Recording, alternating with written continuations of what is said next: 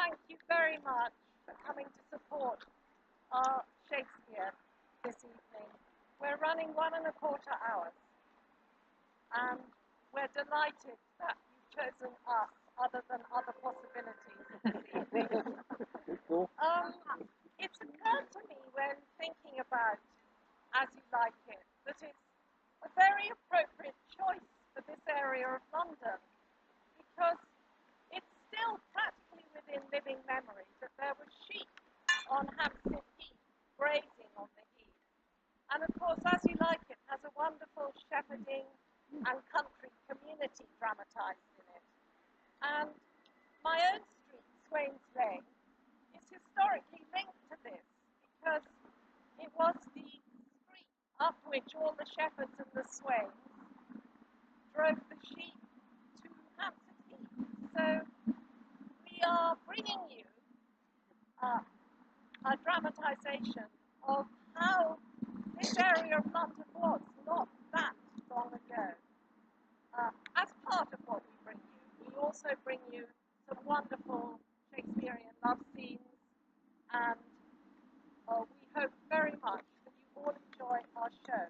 So, ladies and gentlemen, the students from Niagara University, USA, and we're delighted that children are here as well to hopefully enjoy our show.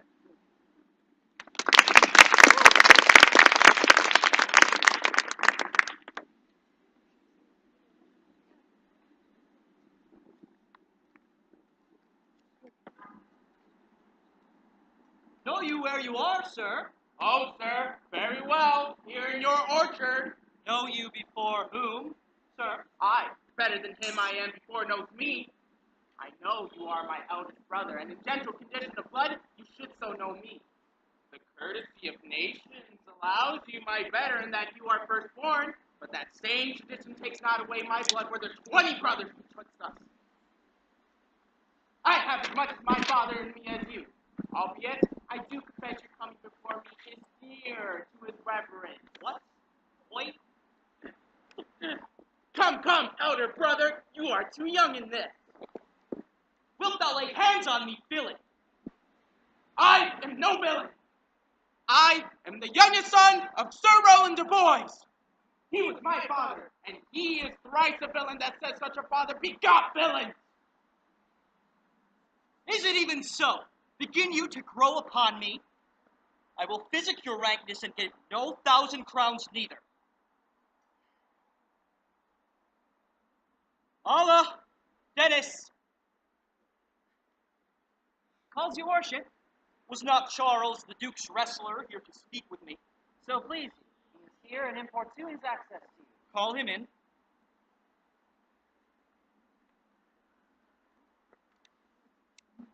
What, you wrestle tomorrow before the new Duke? Marry do I, sir, and I came to acquaint you with the matter.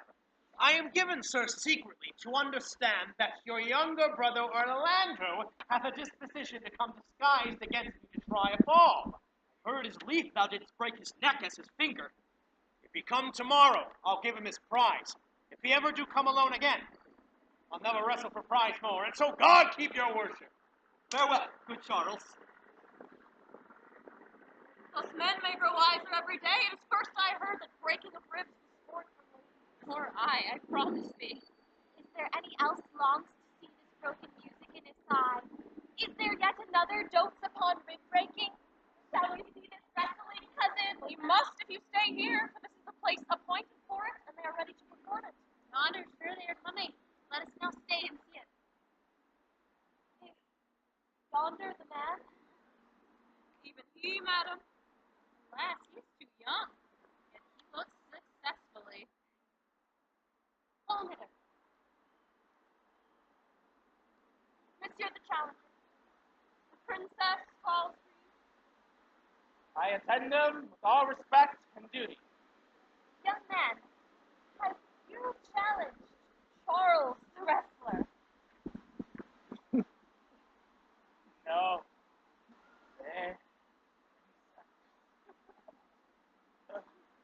He is a general challenger.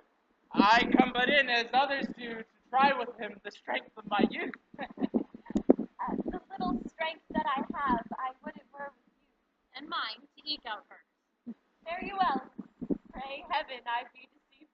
Your heart's desires be with you. Come, where is the skeleton that is so desirous to lie with his mother earth? Ready, sir, but his will hath in it in a more modest working. Ah, ah! Oh! Ah! Ah! Come, come!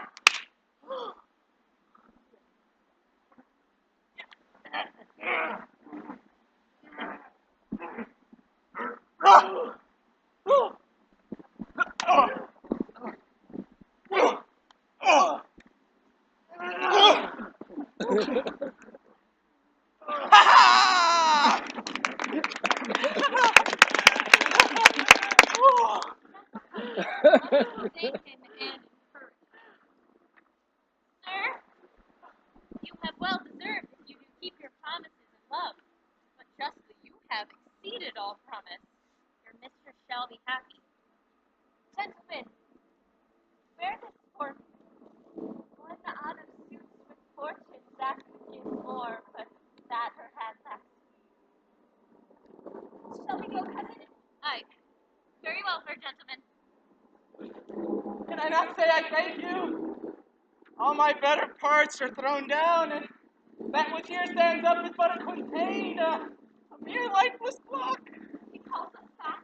My pride fell with my fortune. I'll ask him what he would. Did you call, sir? Sir, you have wrestled well and overthrown more than your enemies. Will you go, cuz? Go with you. Very well.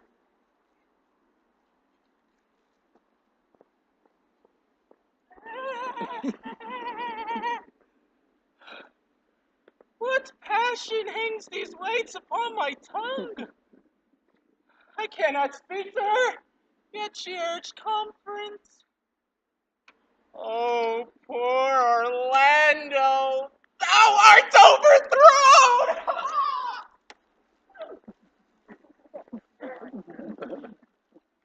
My cousin. Why, Rosalind. Cupid have mercy, not a word. One to throw at a dog. But is all this for your father? Some of it is for my child's father. Let us talk in good earnest. Is it possible on such a sudden you should fall into so strong a liking with old Sir Rowland's youngest son? My father loved his father dearly. Doth it therefore ensue that you should love his son dearly? By this kind of chase I should hate him, for my father hated his father dearly. That I hate not Orlando. Oh, hate him not for my sake. Why should I not? Doth he not deserve well? Let me love him for that, and do you love him because I do? Look, here comes the Duke. His eyes full of anger. Mistress, dispatch you with your safest haste and get you from our court. Me? Uncle? You, cousin, within these 10 days, if that thou beest found so near our public court as 20 miles thou diest for it. I do beseech your grace, let me the knowledge of my faults bear with me. If with myself I hold intelligence, or have acquaintance with mine own desires, if that I do not dream, or be not frantic, as I do trust I am not, then, dear uncle, never so much as in a thought unborn did I offend your highness. Thus do all traitors. If their purgation did consist in words, they are as innocent as grace itself. Let it suffice thee that I trust thee not. Your mistrust cannot make me a traitor. Tell me whereon the likelihood depends. Thou art thy father's daughter, there's enough. So was I when your highness took his dukedom. So was I when your highness banished him. Treason is not inherited, my lord. Or if we did derive it from our friends, what's that to me? My father was no traitor. Then, good my liege, mistake me not to think my poverty is treacherous. Dear sovereign, hear me speak. Aye, Celia, we stayed her for your sake. Else had she with her father ranged along. I did not then entreat to have her stay. It was your pleasure and your own remorse. I was too young then to value her. Now I know her. If she be a traitor, why so am I. still slept together, rose at an instant, learned, played, eat together, and wheresoever we went, like Juno's swans, still we went coupled and inseparable. She is too subtle for thee, and her smoothness, her very silence and patience speak to the people, and they pity her. Thou art a fool. She robs thee of thy name, and thou wilt show more bright and seem more virtuous when she is gone. Then open not thy lips. Firm and irrevocable is my doom which I have placed upon her. She is banished. Pronounce that sentence then on me, my liege. I cannot live out of her company. You are a fool. You, niece, provide yourself. If you outstay the time upon mine honor, and in the greatness of my word, you die. My poor Rosalind, whither wilt thou go? Wilt thou change fathers? I shall give thee mine. Charge thee be not more grieved than I am. I have more cause. Thou hast not, cousin. Prithee, be cheerful. Knowest thou not the Duke hath banished me, his daughter? That he hath not. No, hath not. Rosalind lacks then the love which teacheth thee that thou and I am one. Shall we be sundered? Shall we part, speaker? No, let my father seek another heir. Therefore, devise with me how we may fly, whither to go, and what to bear with us. And do not seek to take your change upon me, or to spare your grace for yourself and leave me out.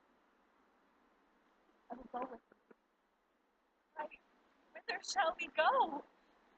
Seek my uncle in the forest of Arden.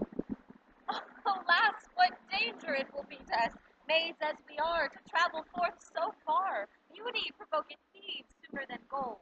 I shall put myself in poor and mean attire, with a kind of umber smirch on my face, the like to you. So shall we pass along and never stir assailants. Were it not better, because that I am more than common tall, that I did suit thee all points like a man? What shall I call thee when thou art a man? I have no worse a name than Jove's own page, and look for you call me Ganymede. But what will you be called? Something that hath reference to my state. No longer Celia, but Aliena. But, cousin, what if we essayed to steal the clownish fool out of our father's court? Would that not be a comfort to our travel? He'll go along over the wide world of me. Leave me alone to woo him. Let's away and get our jewels and our wealth together, devise the greatest time and safest way to hide us from pursuit that will be made after my flight. Now, go and be content to liberty, and not to banishment.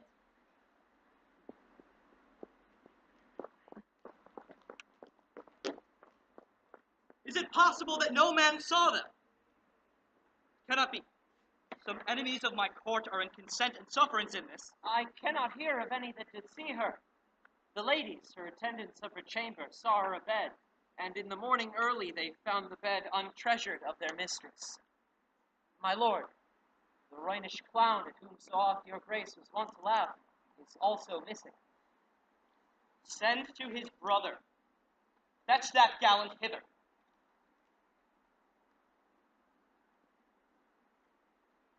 The woods time to go, it may be all in vain, I know. Into the woods, but even so, I have to take the journey. Into the woods, the path is straight, I know it well, but who can tell? Into the woods to live the spell. Jupiter, how weary are my spirits. I care not for my spirits if my legs were not weary. I could find in my heart to disgrace my man's apparel and cry like a woman, but I must comfort the weaker vessel, as doublet and hose ought to show itself courageous to petticoat. Therefore, courage, good Aliena. I pray you bear with me. I can go no further. I would rather bear with you than bear you. Well, this is the forest of Arden. I am in the forest of Arden. The more fool I, when I was at home, I was in a better place, but travelers must be content. I be so good, Touchstone. Look you, here comes a young man and an old in solemn talk. That is the way to make her scorn you still. Oh, Corin, that thou knewst how I do love her. I partly guess, for I have love there now. No, Corin, being old thou canst not guess, though in thy youth thou wast as true a lover as ever sighed upon a midnight pillow. But if thy love were ever like to mine, as sure I am did never man love so, how many actions most ridiculous hast thou been drawn to by thy fantasy? Into 1,000 that I have forgotten. Oh, thou didst then never love so heartily. If thou rememberest not the slightest folly that ever love did make thee run into, thou hast not loved. Or if thou hast not sat, as I do now, wearing thy hearer in thy mistress' praise, thou hast not loved. Or if thou hast not broke from company abruptly, as my passion now makes me, thou hast not loved. Oh, Phoebe, Phoebe, Phoebe! Alas, poor shepherd, searching of thy wound, I have by hard adventure found mine own. And I mine. I remember when I was in love, I broke my sword upon a stone and bid him take that for coming a night of Jane's smile. Thou speakest wiser than thou art ware of. Nay, I shall ne'er be ware of my own wit till I break my shins against it. Jove, Jove, this shepherd's passion is much upon my fashion. And I mine, but it grows something stale with me. I pray you, one of you question yon man if he for gold will give us any food. Paula, you clown! Peaceful, he's not thy kinsman. Who calls? Better, sir. Else are they very wretched. Peace, I say. Good even to you, friend. And to you, gentle sir, and to you all. I prithee, shepherd, if that love or gold can in this desert place buy entertainment, bring us where we may rest ourselves in peace. Here's a young maid with travel much oppressed and thanks for succor. Fair sir, I pity her, and wish for her sake more than for mine own. My fortunes were more able to relieve her. But what is, come see, and in my voice most welcome shall you be. I like this place and willingly could waste my time in it. Go with me. If you like upon report the soil, the profit, and this kind of life, I will your very faithful feeder be, and buy it with your gold right suddenly. Into the woods, time to go, it may be all in vain, I know. Into the woods, but even so, I have to take the journey. Into the woods, the path is straight, I know it well, but who can tell? Into the woods to lift the spell. Now, my co-mates and brothers in exile, hath not old custom made this life more sweet than that of painted palm? Are not these woods more free from peril than the envious court? Here feel we not the penalty of Adam. The season's difference as icy fangs and churlish chiding of the winter wind, which when it bites and blows upon my body, even till I shrink with cold, I smile and say, this is no flattery. These are counselors which feelingly persuade me what I am. I would not change it. Happy is your grace that can translate the stubbornness of fortune into so quiet and so sweet a style. Come, shall we go and kill us venison? And yet it irks me the poor dappled fools, being native burghers of this desert city, should in their own confines have their round haunches gored. Indeed, my lord. The melancholy Jaques grieves at that, and in that kind swears you do more usurp than doth your brother that hath banished you. But what said Jaques? Did you leave him in this contemplation? We did, my lord, weeping and commenting upon a sobbing deer. Show me the place. I love to cope him in these sullen fits, for then he is full of matter.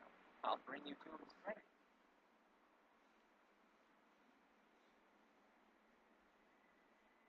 Under the greenwood tree, who loves to lie with me, and turn his merry note unto the sweet bird's throat.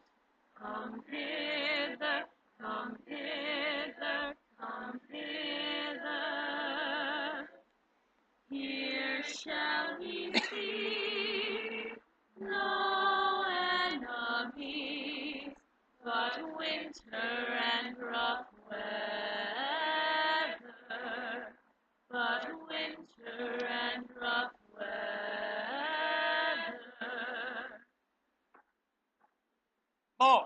More, I prithee more. It will make you melancholy, Monsieur Jaques. I think. I can suck melancholy out of a song like a weasel sucks eggs. More, I prithee more. My voice is ragged. I know I cannot please you. I do not desire you to please me. I do desire you to sing. Come, more, another stanza. Call you them stanzos? As you will, Monsieur Jacques. Nay, I care not for their names. They owe me nothing. Will you sing? More to request than to please myself. Well, then, if I ever thank a man, I'll thank you. But that they call compliments is like the encounter of two doggies. And when a man thanks me heartily, he thinks I have given him a penny, and he renders me the beggarly thanks. Come, sing. And you that will not, hold your tongues. Well, I'll end the song. The Duke will drink under this tree. He has been all this day to look you. And I have been all this day to avoid him. He is too disputable for my company. I think of as many matters as he, but I give heaven thanks and make no boast of them. Come, warble, come. Who doth ambition shun, and love to lay in the sun, seeking the food he eats, and pleased with what he gets.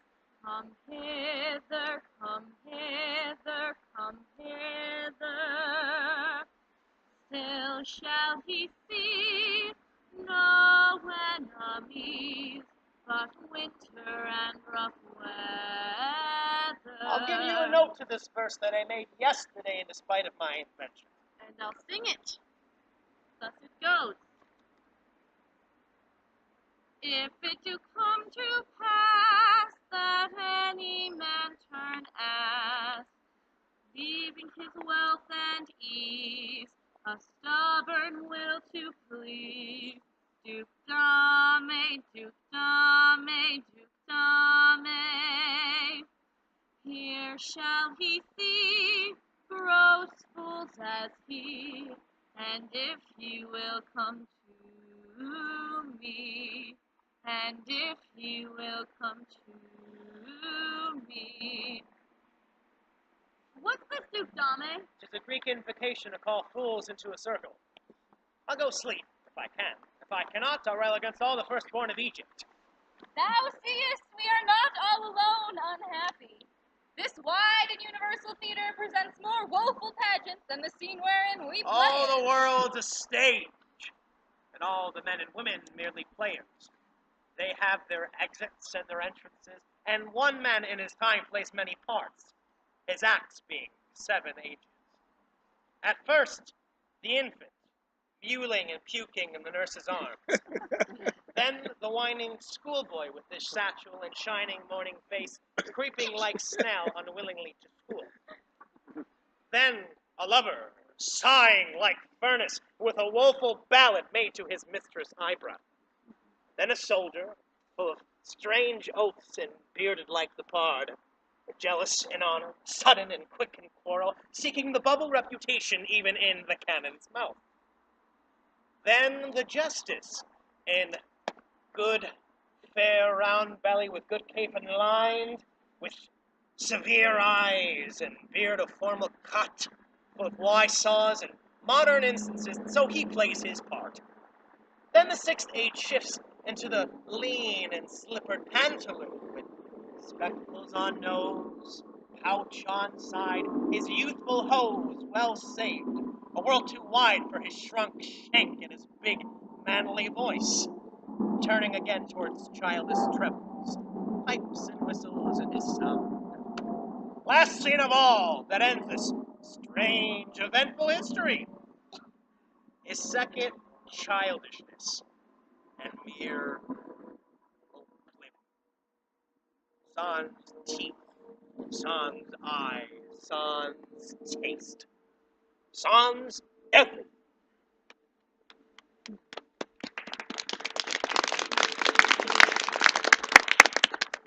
If that you were the good Sir Rowland's son, which you have whispered faithfully you were, and as mine eye doth his effigy witness, most limbed and living in your face, be truly welcome hither. I was the duke that loved your father. The residue of your fortune, go to my cave and tell me. Give me your hand, and let me all your fortunes understand.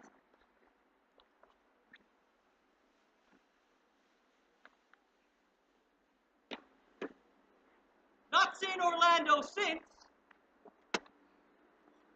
Well, push him out of doors, and let my officers of such a nature make an extent upon his house and land.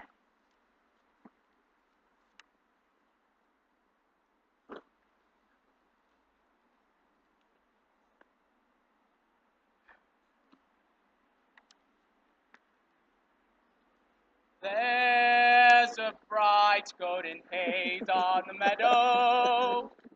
There's a bright golden haze on the meadow. The corn is as high as an elephant's eye, and it looks like it's climbing clear up to the sky.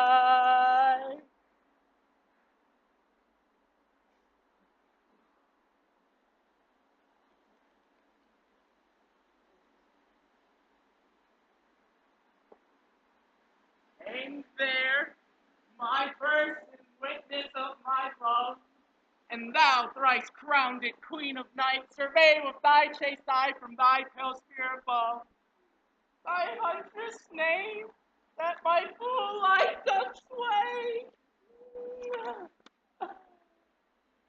Oh, what a beautiful morning! Oh, what a beautiful day! I've got a beautiful feeling. Everything's going my way. Oh, Rosalind, these trees shall be my books, and in their barks my thoughts out character, that every eye, which in this forest looks, shall see thy virtue witness everywhere. Run, run, Orlando, carve on every tree, the fair, the chaste, unexpressive she.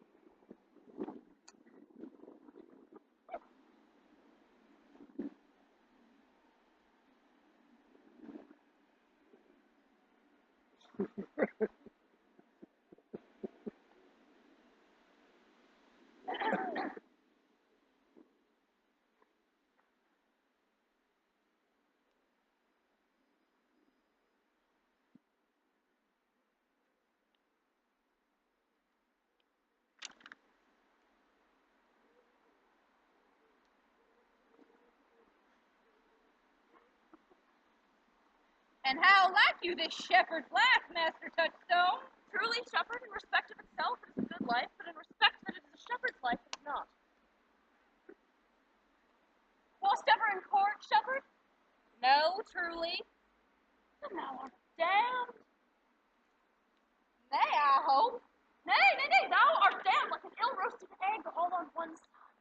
For not being at court, your reason? Well, if thou never wast at court, thou never sawest good manners. Thou never sawest good manners, then thy manners must be wicked, and wickedness is sin, and sin is damnation. Thou art in a parlor station.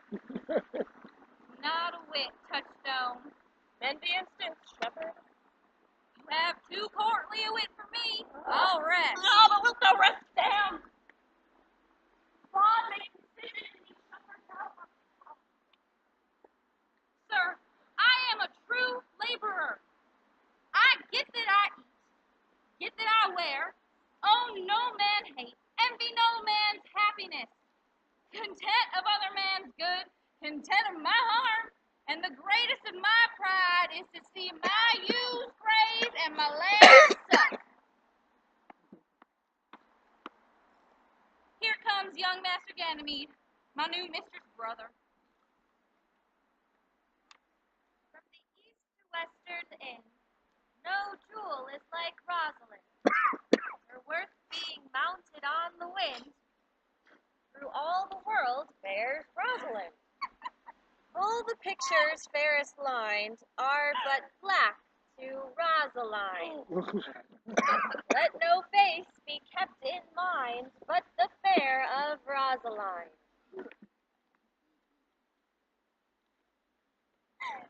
Tried you so 8 years together? Dinners, sleepers, supping hours expected. It is the right butter woman's rank to market. He's fool. For a taste. If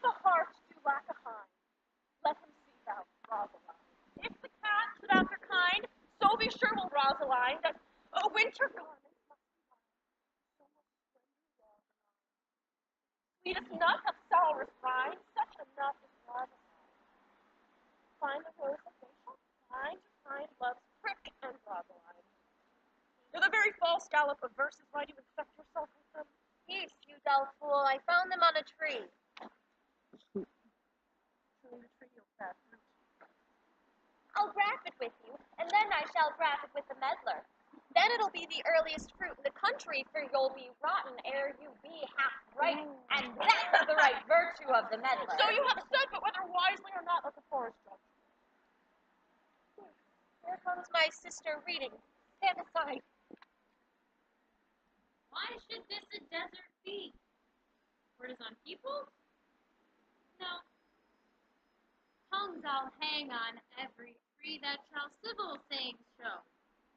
But upon the fairest boughs, or at every sentence end, will I Rosalind write, teaching all that read to know the quintessence of every sprite heaven would in little show. Helen's cheek, but not her heart. Cleopatra's modesty, Atlantis of her heart, says Lucretia's modesty. Thus Rosalind of many parts by heavenly synod was devised. Of many faces, eyes, and hearts, to touch his dearest prize. Heaven would that she these gifts should have, and I to live and die her slave. Gentle Jupiter, what tedious homily of love have you wearied your parishioners withal? Never cried, have patience, good people. Oh no. Back runs. Shepherd, go off, little. Go with him, stir off. Come, shepherd, let us take an arm over to reading. Not bag and baggage, but script and script. Didst thou hear these verses? Yes, and more too, for some of them had in them more feet than the verses would bear. But didst thou hear without wondering how thy name should be hanged and carved upon these trees? Is it a man? It is young Orlando that tripped up the wrestler's heels in your heart both in an instant. Oh, alas the day! What should I do with my doublet and hose? What did he when thou sawest him?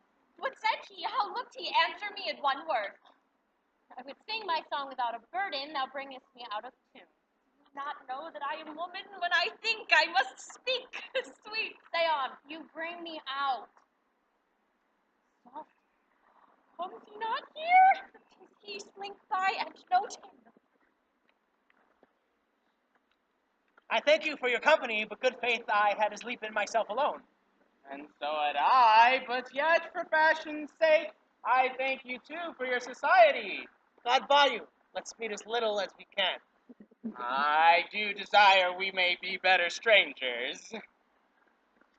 I pray you, mar no more trees with writing love songs in their barks. I pray you, Mar, no more of my verses with reading them ill-favoredly.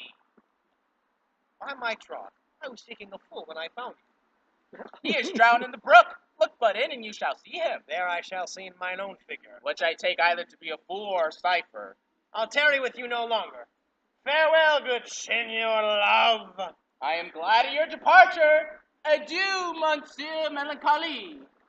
I will speak to him like a saucy lassie, and under that habit play the knave with him. Do you hear, Forster? Very well. What would you? I pray you, what is the clock? You should ask me what time o' day.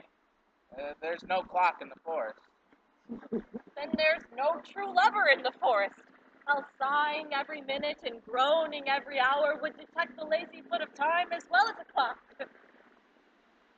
Where dwell you, pretty youth? With this shepherdess, my sister, here in the skirts of the forest, like fringe upon a petticoat. Are you native of this place? As the coney that you see dwell where she is kindled. Your accent is something finer than you could purchase in so removed a dwelling.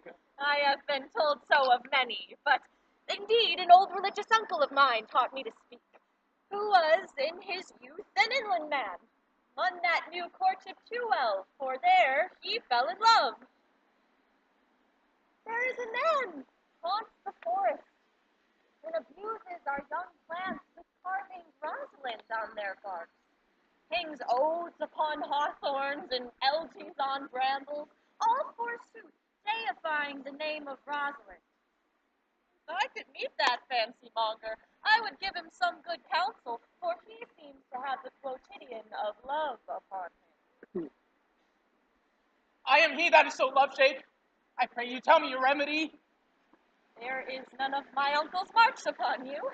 He taught me to know a man in love, in which cage of rushes I am sure you are not prisoner. What were his marks? A lean cheek, which you have not, a blue eye and sunken, which you have not, an unquestionable spirit, which you have not, a beard neglected, which you have not, but I pardon you for that. But you are no such man. You are rather quite device in your accoutrements, as loving yourself than seeming the lover of any other. Fair youth, I would I could make thee believe I love. Me believe it? You may as soon make her that you love believe it.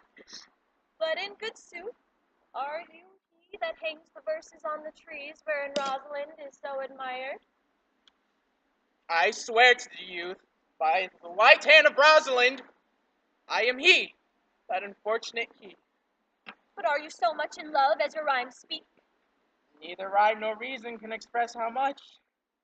Love is merely a madness, and I tell you, deserves as well as a dark house and a whip as madmen do. And the reason why the lunacy is not so punished and cured is because the lunacy is so ordinary, the whippers are in love too. Yet I profess curing it by counsel. Did he cure any so? Yes, one, and in this manner. He was to imagine me, his love, his mistress, and I set him every day to woo me.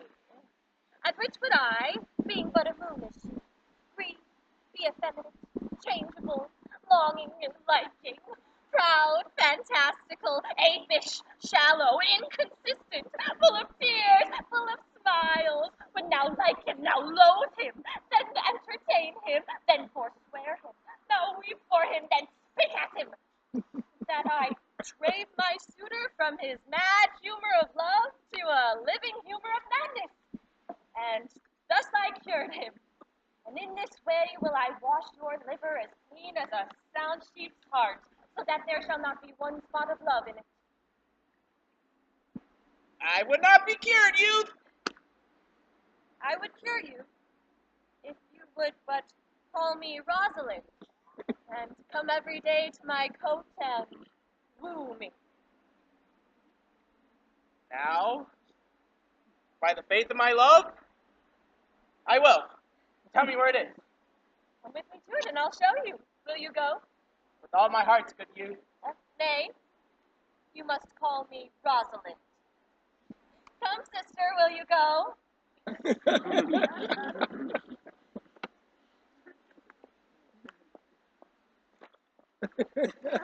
Okay, good Audrey. And now, Audrey, how? Am I the man yet? Doth my simple features? Features? Lord warn us, what features? I am here, thee and thy goats, as the most capricious poet, honest Ovid was among the gods. Oh, knowledge ill inhabit, worse than Jove in a fast house. When a man's verses cannot be understood, nor his good wit seconded with the forward child understanding, it strikes a man more dead in a great reckoning than a Truly, I wish the gods had made me poetical. I do not know what this poetical is. Is it honest in deed and word? Is it a true thing? No, truly, the truest poetry is the most feigning. And lovers are given to poetry. And it is often said that what they swear in poetry as lovers they do feign. Do you wish then the gods had made me poetical? No, for thou swearest thou art honest. Now if thou wert a poet, thou might have some hope that thou didst feign. Would you not have me honest? No, truly, for to have honesty coupled to beauty is to have honey as soft as sugar. Material fool. Well, I am not fair, and therefore I pray the gods make me honest. Oh, truly? For to give honesty to a foul slut, put good meat in an unclean dish. I am not a slut, though I thank the gods I am foul. Oh, praise be the gods for thy foulness, slutishness may come hereafter, but be as it may, I will marry. I have been with Sir Oliver Marktex, the vicar of the next village, and he has agreed to meet me here in this place of the forest and couple us. Well, faint see this meeting. May the gods give us joy. Amen. Oh, here he comes, Sir Oliver Marktex.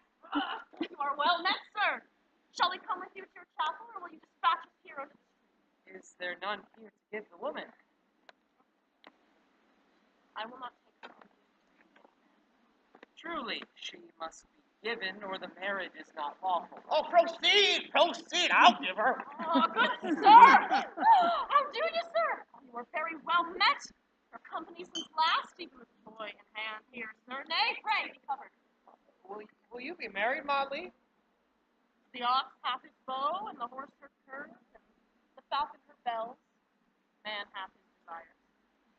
And as pigeon bill, so wedlock would be nibbling. And will you, being a man of your breeding, be married under a bush like a beggar? Get you to a church and have a good priest that can tell you what marriage is. This fellow would join you together as they join wainscot. Then one of you will prove a shrunk panel and like green timber, or. I am to be married of him than of another, for he is not like to marry me well, and therefore not being well married, I have excuse hereafter to please my wife. Go thou with me. Let me counsel. Come, Audrey, we must be married, or we must live in fall.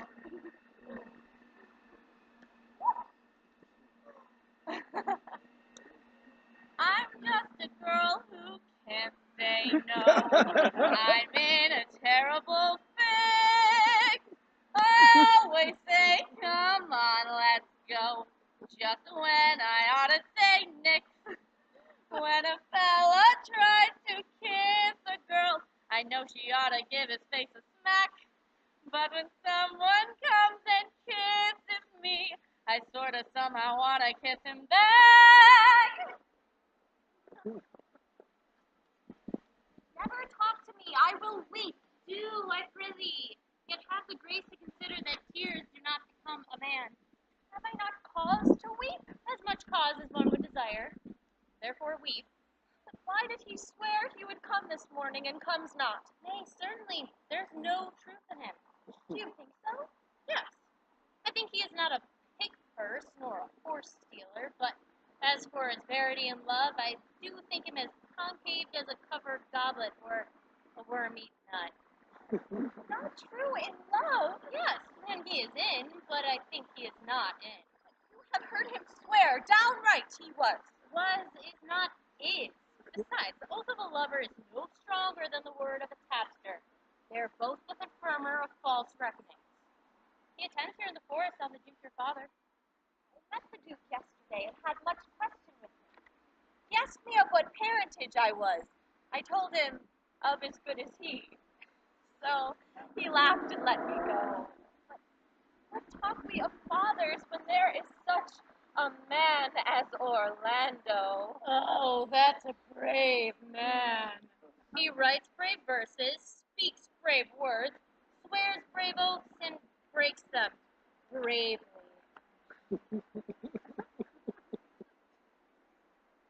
Come here.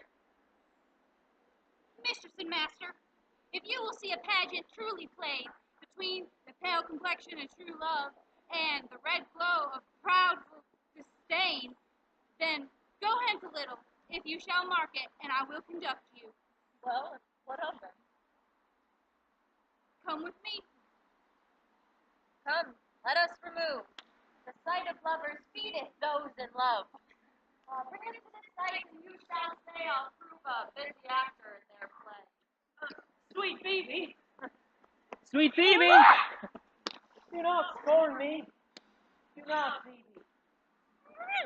Say that you love me not, but say not so in bitterness. The common executioner, whose heart the accustomed sight of death makes hard, falls not the axe upon the humble neck, but first begs pardon. Will you sterner be than he that dies and lives by bloody draughts? I will not thy executioner. I fly thee, for I would not injure thee. Thou sayest there was murder in mine eye. 'Tis pretty sure, and very probable that eyes, the frailest and softest things, close their coward gates on enemies, should be called tyrants, butchers, murderers. Now I do frown on thee with all my heart.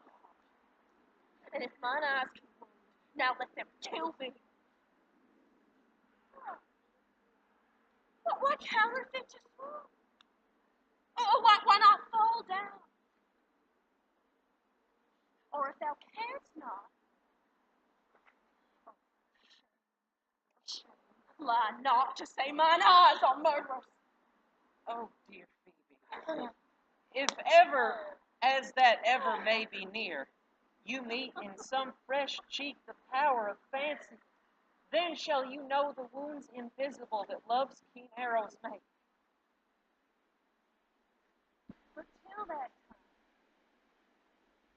come not thou near me! And when that time comes, afflict me with thy might. Pity me not. Until that time, I will not pity thee. Why, I pray you? Who might be your mother, that you insult, exalt, and all at once over the wretched? What though you have no beauty? As by my faith I see no more in you than without candle may go dark to bed. Must you therefore proud and pitiless? Why, what means this? Why do you look on me? No, I see no more in you than in the ordinary of nature's sail work. Odds, my little life, I think she means to tangle my eyes too. No, faith, proud mistress, hope not after it. Sell when you can. You are not for all markets. Buy the man mercy. Love him. Take his offer. Foul is most foul, being foul to be a scoffer. Take her to thee, shepherd. Very well. Sweet, I'll pray thee chide a year together. I would rather hear you chide than this man woo. He's fallen in love with your foulness. And she's fallen in love with my anger. If it be so, as fast as she sauces him with frowning looks, I'll sauce her with bitter words. Why do you look on me? For no ill will I bear you. I pray you, do not fall in love with me, for I am falser than vows made in wine. And besides, I like you not. If you will know my house, 'tis at the tufts of olives here hard by. Come, sister, come to our flock. Dear shepherd, what would I mind?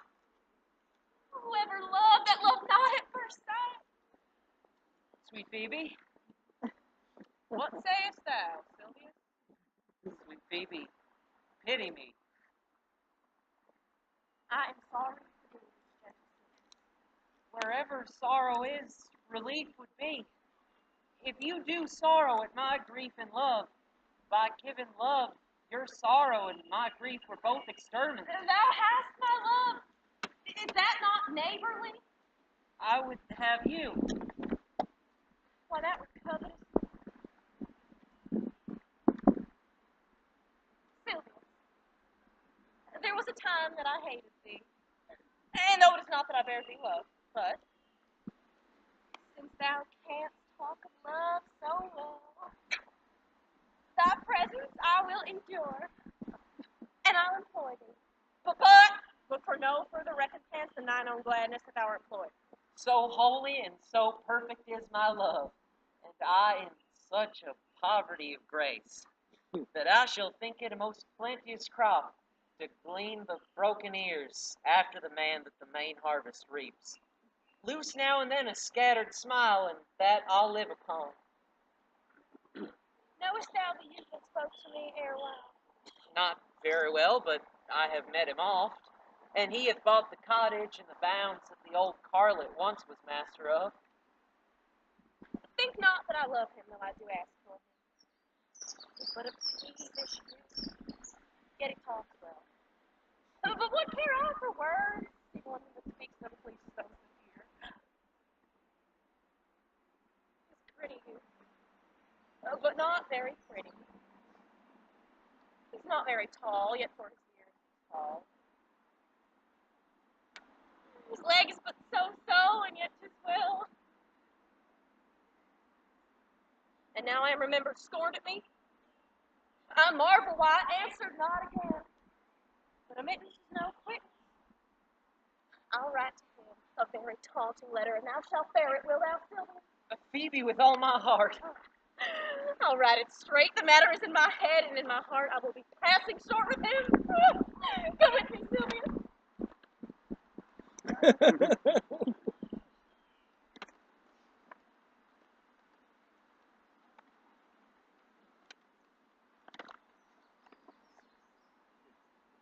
Good day and happiness, dear Rosalind.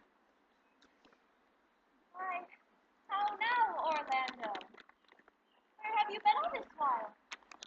You, a lover? Can you serve me such another trick? Never come in my sight more. Fair Rosalind, I come within an hour of my promise. Break an hour's promise in love? Pardon me, dear Rosalind. Nay, and you be so tardy, never come in my sight. I would as lief be wooed of a snail. Of a snail? Aye, of a snail. For though he comes slowly, he carries his house on his head. A better jointure, I think, than you make a woman. Besides, he brings his destiny with him. What's that? Why, horns, which such as you are fain to be beholding to your wives for. But he comes armed in his fortune and prevents the slander of his wife. Virtue is no horn maker. My Rosalind's virtuous. And I am your Rosalind. Pleases him to call you so, but he hath a Rosalind of a better leer than you. Come, woo me, for now I am in a holiday humor and like enough to consent. What would you say to me now, and I were your very, very Rosalind?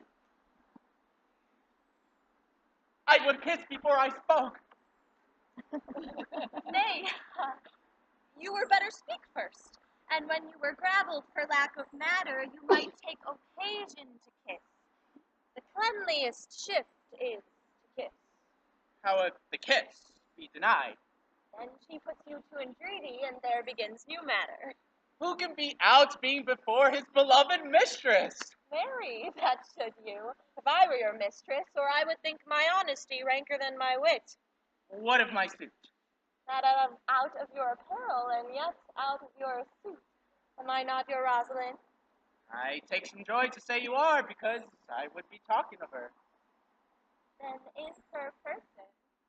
I say, I will not have you. Then in mine own person I die. No, faith. Die by attorney. Men have died from time to time, and worms have eaten them, but not for love.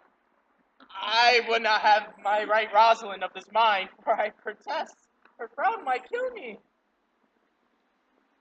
By this hand, it will not kill a fly. But come, now I will be your Rosalind in a more coming on disposition, and ask her what you will, and she will grant. Then love me. Yes, faith, will I. Fridays and Saturdays and all. And wilt thou have me? Aye, and 20 such. What sayest thou? Are you not good? I hope Well, then can one desire too much of a good thing? Come, sister, you shall be the priest that marry us. Give me your hand, Orlando. pray hear us. I cannot say the word. You must begin. Will you, Orlando? Will you, Orlando, take me, Rosalind, as thy wife? I will. Aye, but when? Why now, as fast as she can marry us. Then you must say, I take thee, Rosalind, for wife. I take thee, Rosalind, for wife. I might ask for your permission, but I do take thee, Orlando, for my husband. There's a girl goes before the priest, and certainly a woman's thought runs before her actions. So do all thoughts. They are winged.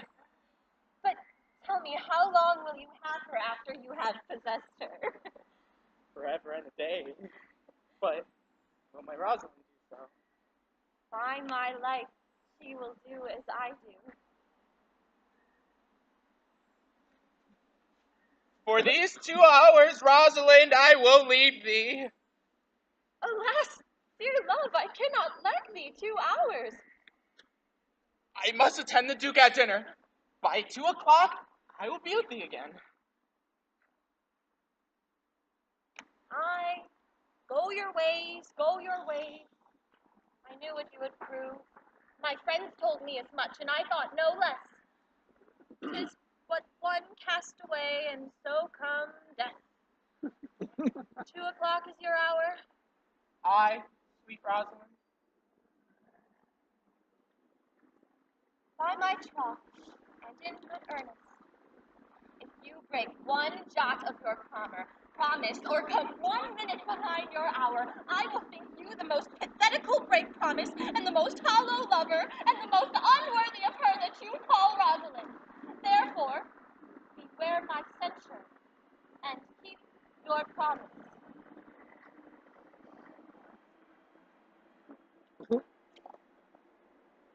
With no less religion than if thou wert indeed my Rosalind. Adieu. Close your eyes and I'll kiss you. Tomorrow I'll miss you.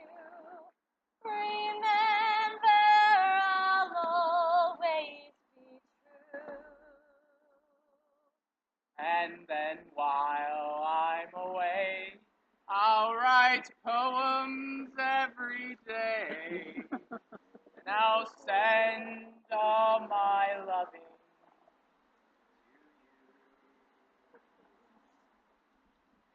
to you.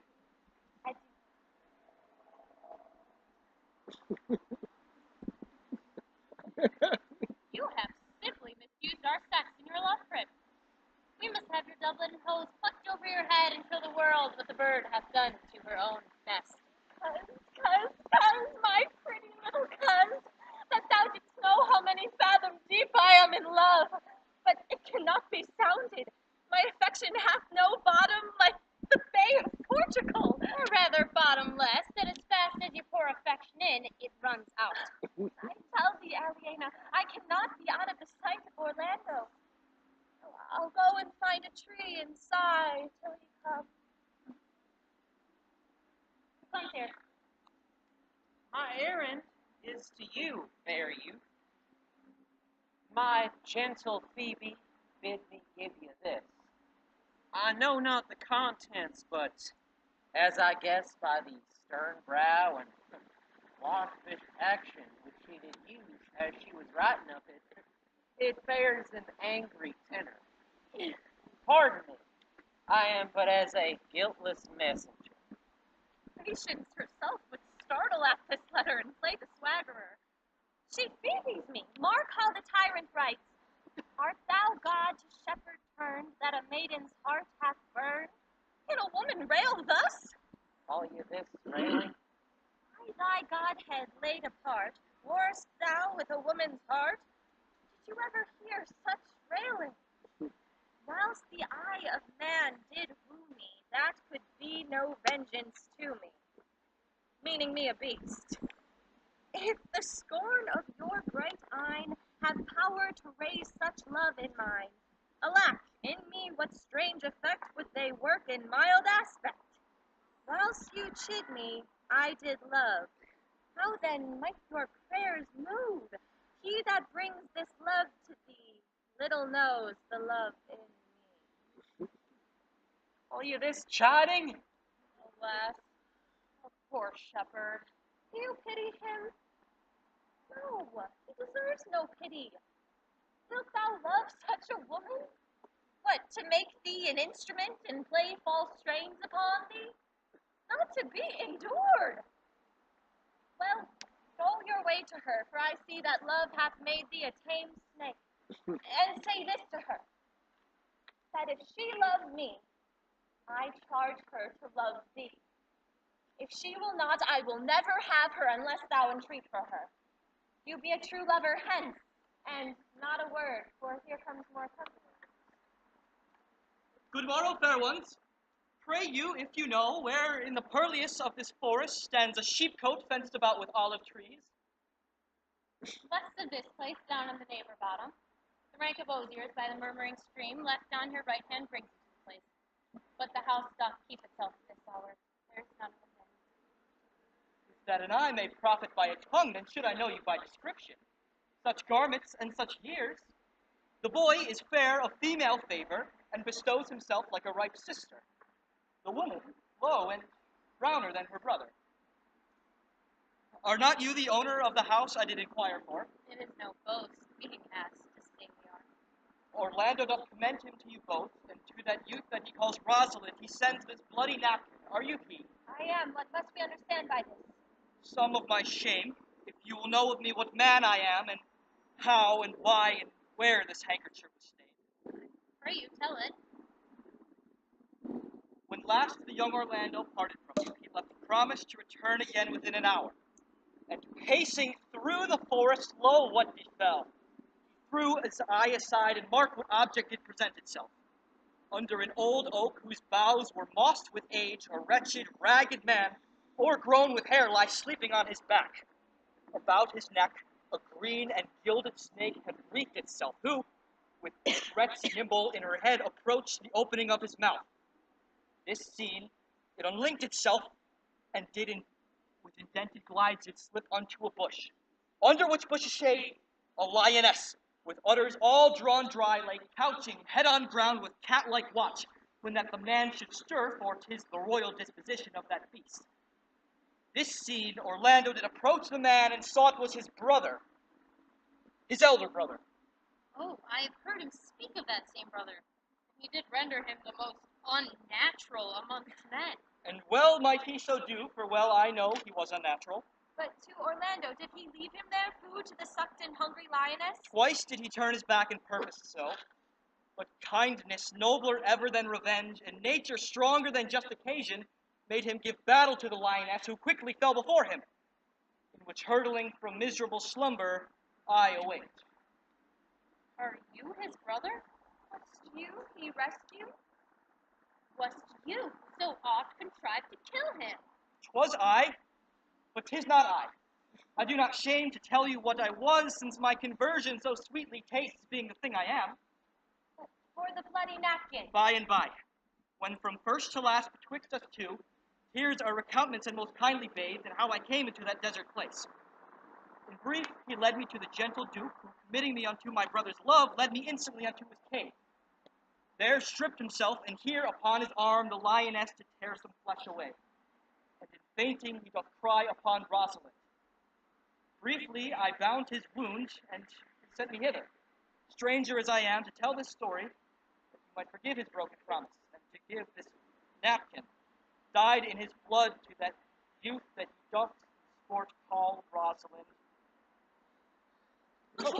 Why, how now, Ganymede, cousin Ganymede. Many will swoon when they do look on blood. There is more in it. Sweet Ganymede. Look, he recovers. I would I were at home. Who will lead you thither? I pray you grab him by the arm.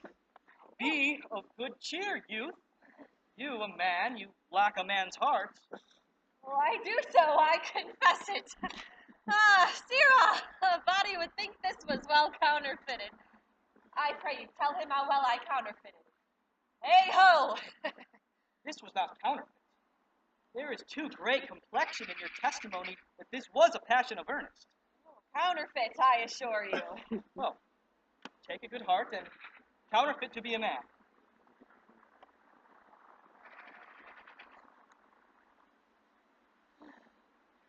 Oh yeah, I tell you something I think you'd understand when I say that something.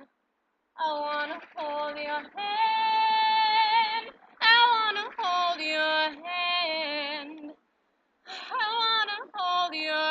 hand.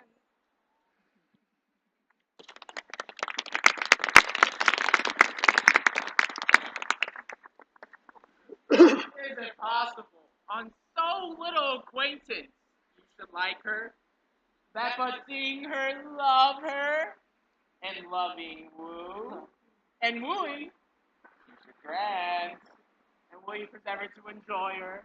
Neither call the giddiness of it in question, nor the poverty of her, the small acquaintance, my sudden wooing, nor her sudden accepting. But say with me, I love Aliena.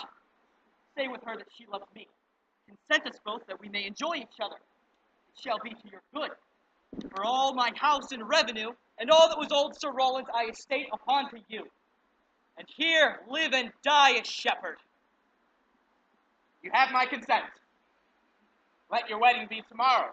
Thither I invite the Duke and all his contented followers. Go you, fair Aliena. For look you, here comes my Rosalind. God save you, brother. And you, fair sister. Oh, my dear Orlando, how it grieves me to see thee wear thy heart in a scarf. It is my arm. I thought thy heart had been wounded by the claws of a lion. Wounded it is, but with the eyes of a lady. I will weary you then no longer with idle talk. Believe then, if you please, that I can do strange things. I have since I was 3 years old conversed with a magician, most profound in his art, and yet not damnable. You do love Rosalind so near to the heart as your gesture cries it out. When your brother marries Aliena, shall you marry her? I know into what straits of fortune she is driven, and it is not impossible to me, if it appear not inconvenient to you, to set her before your very eyes tomorrow, human as she is, and without any danger. Speakest thou in sober meaning? By my life, I do, which I tender dearly, though I say I am a magician. Therefore put in your best array, and bid your friends, for if you will be married tomorrow, you shall, and to Rosalind, if you will. Look, here comes a lover of mine and a lover of hers. You have done me much ungentleness to show the letter I writ to you. I care not if I have. It is my study to seem despiteful and ungentle. You are there followed by a most gentle shepherd. Look upon him, love him, he worships you. Good shepherd, tell this youth what 'tis to love. It is to be all made of sighs and tears. And so am I for Phoebe. And so am I for Ganymede. And I for Rosalind. And I for no woman.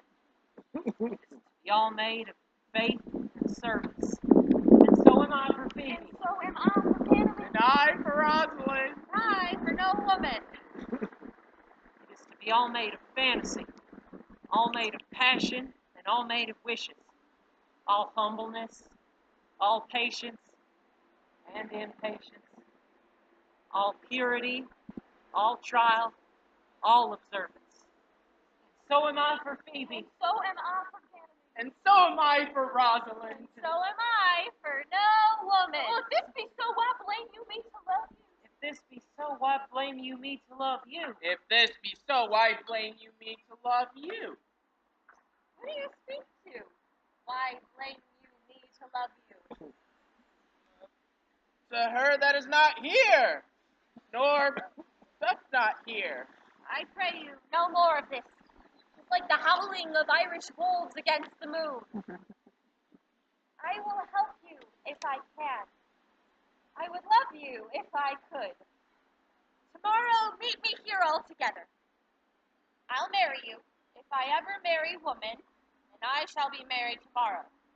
I'll satisfy you if I ever satisfy man, and you shall be married tomorrow. I'll content you if what pleases you contents you, and you shall be married tomorrow. As you love Rosalind, meet. As you love Phoebe, meet. And as I love no woman, I'll meet. So, very well, I have left your command. I'll not fail if I live. Nor I. Nor I. All you need is love. All you need is love. All you need is love. Love. Love is all you need. Dost thou believe, Orlando, that the boy can do all this that he hath promised? I sometimes do believe and I sometimes do not. As those that hope, they fear, and so they hope. Patience once more whilst our compact is complete. You say if I bring your Rosalind, you will bestow her on Orlando here. That would I had I kingdoms to give with her. You say you will have her when I bring her. That would I were I, all kingdoms king. You say you'll marry me if I be willing. If I should die the hour after. But if you will not marry me, you will give yourself to this most faithful shepherd. So's the bargain. You say you'll marry Phoebe if she will. Though to have her and death were both one thing. From hence I go, to make all these doubts even. I do remember in this shepherd boy some lively touches of my daughter's favor. My lord, the first time I saw him, methought he was a brother to your daughter. My good lord, this boy is forest-born, and hath been tutored in the rudiments of many desperate studies by his uncle, whom he reports to be a great magician, obscured in the circle of this forest. There is sure another flood coming toward, and these couples are coming to the ark. Here comes a pair of strange beasts, in which all tongues are called fools. Good morrow and greeting to you all. Good, my lord, bid him welcome. This is the motley-minded gentleman that I have so often met in the forest. He hath been a courtier, he swears. And if any man doubt me, let him put me to my purgation. Oh. I have trod a measure. I have flattered a lady. I have been politic with mine friend and smooth with mine enemy. I haven't done 3 tailors. I have had 2 quarrels, and like to have fought one. Isn't this a rare fellow, my lord? He's as good at anything and yet a fool. He uses his folly like a stalking horse, and upon the presentation of that, he shoots his wit.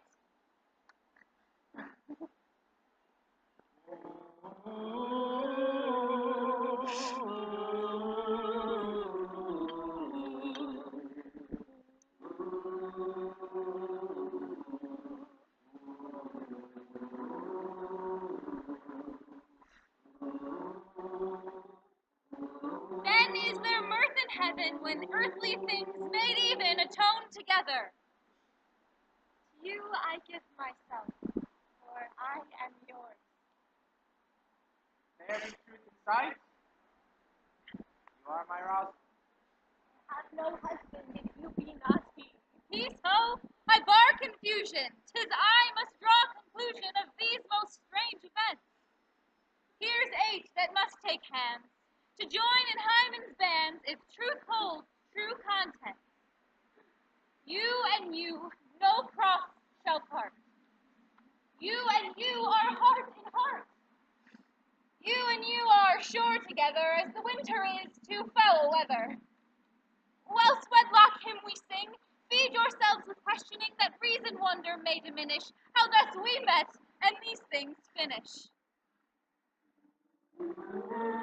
Wedding is great Juno's crown, O blessed bond of board and bed. 'Tis Hymen peoples every town. High wedlock then be honored. Honor, high honor and renown to Hymen, God of every town.